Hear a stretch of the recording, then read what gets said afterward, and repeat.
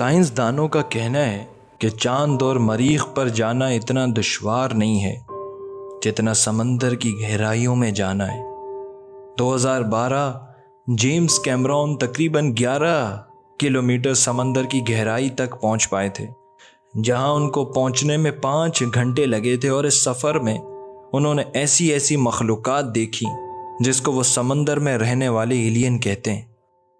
Engro company کے chairman, جو سمندر کی کھوج اور خلاؤں کی وسعتوں کو جاننے اور دیکھنے کے شوقین تھے، وہ 16 جون کی شام اپنے بیٹے کے ہمراہ کینیڈا کے آئی لینڈ نیو فاؤنڈ لینڈ سے 700 کلومیٹر دور ایک سفر پہ روانہ ہوتے ہیں۔ سفر کی 13,000 فٹ گہرائی میں ٹائٹینک کا ملبہ دیکھنے، اور پھر وہ کبھی وہاں سے لوٹ کر واپس نہیں آتے۔ آج سے 110 سال پہلے جو ٹائٹینک کے حوالے سے دعویٰ کیا گیا تھا کہ یہ کبھی ڈوب نہیں سکتی، خدا بھی اس جہاز کو نہیں ڈبا سکتا، تقریباً وہی دعویٰ اس کمپنی کا تھا کہ یہ سب مرین اگر سمندر کی گہرائیوں میں کہیں کھو جائے تو اسے واپس لانا کوئی مشکل نہیں۔ لیکن در حقیقت یہ ایک انتہائی ناقص کوالٹی کی سب مرین تھی، جسے پلے اسٹیشن کے گیم کنٹرولر سے چلایا جا رہا تھا۔ دوسرا یہ کہ یہ سب مرین ٹائٹینک کا ملبہ دیکھنے کے لیے پہلے 2 سفر کر کے آ چکی تھی، اور ان سفر میں ہی اس ٹائٹن نامی سب مرین کے ٹیکنیکل فالٹس ظاہر ہونا شروع ہو گئے تھے۔ 2 دن بعد 18 جون کو یہ سب مرین سمندر کے 4 کلومیٹر گہرائی میں ٹائٹینک کے ملبے تک پہنچ جاتی ہے۔ اس میں کل 5 لوگ سوار تھے، اینگرو کمپنی کے چیئرمین اور ان کے بیٹے کے علاوہ فرینچ ایکسپلورر اور اس سب مرین کمپنی کے چیئرمین بھی شامل تھے۔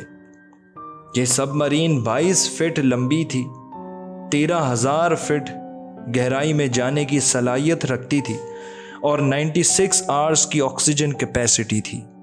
فرنٹ پر کسی سوراخ کی طرح ایک ونڈو تھی جس کے ذریعے لائٹ کی مدد سے سمندر کی اندھیری گہرائیوں کو دیکھا جا سکتا تھا۔ سفر کے 1 گھنٹے بعد ہی ٹائٹینک کے ملبے کے قریب اس سب مرین کا رابطہ ٹوٹ جاتا ہے۔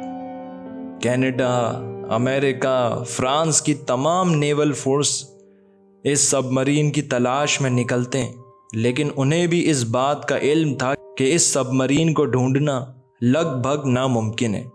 سمندر کے 1000 میٹر گہرائی سے یعنی 1 کلومیٹر گہرائی سے اسکیری زون شروع ہو جاتا ہے، جہاں سورج کی روشنی پہنچ نہیں پاتی، اور وہاں انتہائی اندھیرا ہونے کی وجہ سے کوئی چاہ کر بھی دیکھ نہیں سکتا، اور سورج کی روشنی ہیٹ بھی رکھتی ہے، تو اتنی گہرائی میں خون جما دینے والی ٹھنڈ ہوتی ہے۔ کسی غوطہ خور کا یہاں سروائیو کرنا تو ممکن نہیں۔ دوسرا یہ کہ ابھی تک اتنی ٹیکنالوجی ایڈوانس نہیں ہوئی ہے کہ اس سب مرین کو 700 کلومیٹر کے ایریا میں ڈھونڈا جا سکے۔ اس سب مرین کو ڈھونڈنا ایسا تھا جیسے سمندر میں ایک سوئی تلاش کرنا۔ سمندر کی گہرائیوں میں GPS بھی کام نہیں کرتا، تو ان کی لوکیشن بھی ٹریک نہیں ہو سکتی تھی۔ نیول فورسز کا کہنا تھا کہ ہم انتظار میں تھے کہ سب مرین اپنا لوڈ ہلکا کرے اور وہ خود سے اوپر آ جائے اور ہم اسے ریسکیو کر لیں، لیکن بنا سوچے سمجھے بنائی جانے والی یہ سب مرین باہر سے سیل تھی، جس کی وجہ سے اس کا لوڈ کم نہیں کیا جا سکتا تھا۔ سمندر میں انتہائی پریشر ہوتا ہے۔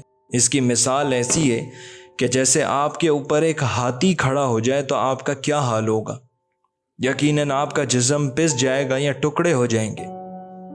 یہ سب مرین سگنلز کھونے کے بعد اپنا راستہ بھول گئی، اور اتنے وسیع سمندر میں یہ کہیں گم ہو گئی۔ کہا جاتا ہے کہ یہ شاید 30,000 فٹ نیچے چلی گئی تھی، اور انتہائی ایکسٹریم پریشر کی وجہ سے ٹکڑے ٹکڑے ہو گئی۔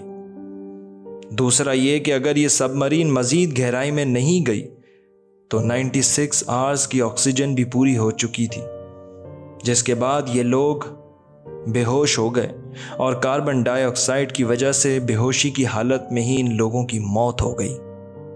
یہ بھی ہو سکتا ہے کہ وہ لوگ آکسیجن ختم ہونے سے پہلے ہی ٹائٹینک کے ملبے میں پھنس گئے، جسے سب مرین ٹکرا کر ٹکڑے ٹکڑے ہو گئی۔